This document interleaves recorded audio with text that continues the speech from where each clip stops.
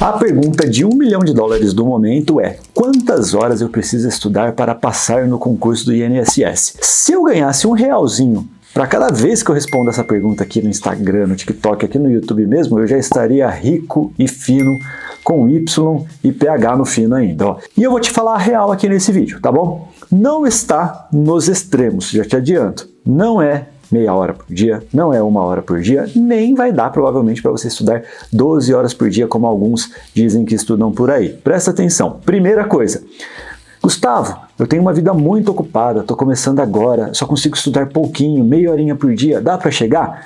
Não. Não, sabe por quê? Não é nem pela carga horária, não, é pela sua atitude. Se você fala para mim que você só pode estudar meia hora por dia, 1 hora por dia no máximo, na verdade, você nem tem o estudo para concurso como prioridade. E para você ser competitivo, nesse momento você vai ter que colocar como núcleo da sua vida profissional o concurso. Isso daqui significa que você vai ter que abrir mão de algumas coisas até importantes para você, às vezes momentaneamente, ainda mais nessa reta final, para você ter chances reais em concurso. Então essa carga horária de meia hora, 1 hora, sinto dizer se isso daqui está doendo em você nesse momento, mas demonstra para mim que você não tem prioridade, você não tem foco. E para ter foco você precisa dizer não. Aprenda isso, tá bom? Tenho certeza que se você mapear sua rotina, nesse momento você consegue abrir mão de algumas coisinhas, às vezes, como eu já disse para você, importantes, para você ter mais tempo de estudo. E nessa reta final, cara, isso é muito importante, gente, ó. Um dos parâmetros que eu vejo aqui para a pessoa me demonstrar ali que ela tem uma boa vontade com os estudos. A pessoa estuda ali já 2 horas por dia, pô, já é algo legal, demonstra que realmente você está querendo ir além. 3 horas por dia já demonstra que você tem uma ótima vontade, você está querendo muito. 4 horas, cara, isso daqui já é pesado. Claro, se você seguir o que a gente ensina aqui, um estudo ativo. E aí que vem essa diferença, tá? De pessoas que falam que estudam às vezes 12 horas por dia. Cara, sinceramente, eu queria muito que tivesse uma câmera mostrando essa pessoa 12 horas estudando por dia. Porque isso não existe de forma ativa, cara, é impossível, gente, é impossível, faz mal, você não aguenta mais do que um mês. Sabe, e eu digo isso daqui, cara, por experiência própria, né? Já teve vídeo aqui em que eu contei isso.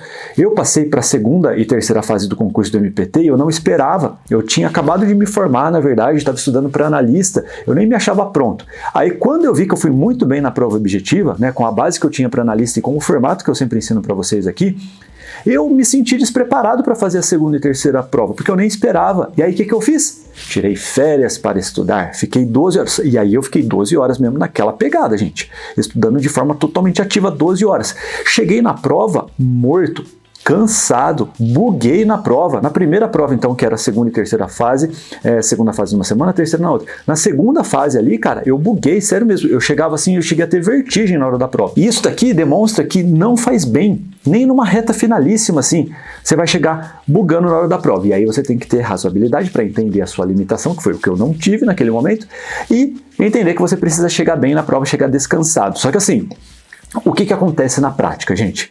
95% das pessoas não estudam de forma séria, comprometida, de forma ativa, com foco em resultados, com foco em, por exemplo, estudar com material escrito, de forma mais ativa, fazendo questões.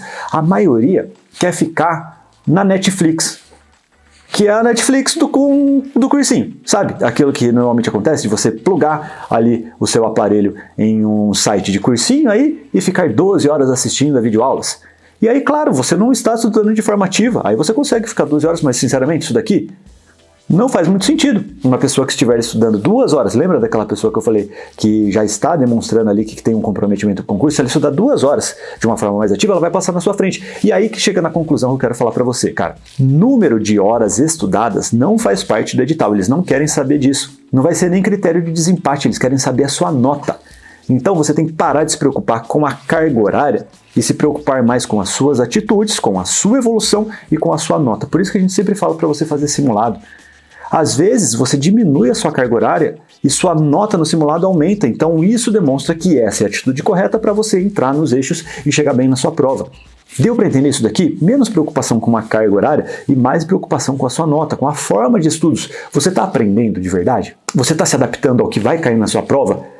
Essas são as grandes perguntas que você tem que fazer, não a carga horária. Porque, por exemplo, se você analisar a carga horária que eu tive, sei lá, para passar no meu primeiro concurso, eu estudei mais ou menos 3 meses, né, depois que saiu o edital, umas 3 horas por dia, assim, mais ou menos.